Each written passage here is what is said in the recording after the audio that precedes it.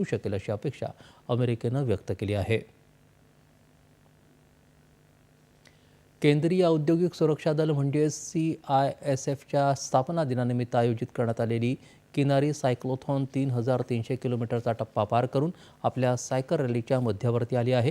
या रॅलीतले सायकलस्वार संपूर्ण भारताच्या 6553 किलोमीटरच्या किनाऱ्यालगत सायकलस्वारी करत आहेत. उद्या ही रॅली मुंबईत पोहोचणार आहे. त्याआधी आज वसईत या रॅलीचं स्वागत करण्यात आलं. यावेळी सायकलस्वारांनी आपले अनुभव सर्वांना सांगितले.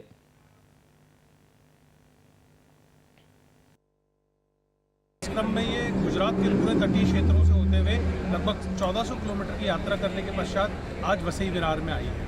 हमें इस रैली के दौरान बहुत से कोस्टल एरिया का भ्रमण करने का मौका मिला और हमारी इस रैली का उद्देश्य भी है कि कोस्टल एरिया में होने वाले जो अपराध हैं, जिसमें स्मगलिंग, ड्रग रिलेटेड इश्यूज़ और टेररिस्ट एक्टिविटीज़ के बारे में कोस्टल एरिया की जनसंख्या को अवेयर करना और उन्हें बताना कि किस प्रकार से वह किस किस एजेंसी से संपर्क कर सकते हैं अगर कोई ऐसी घटना उनके संज्ञान में आती है तो.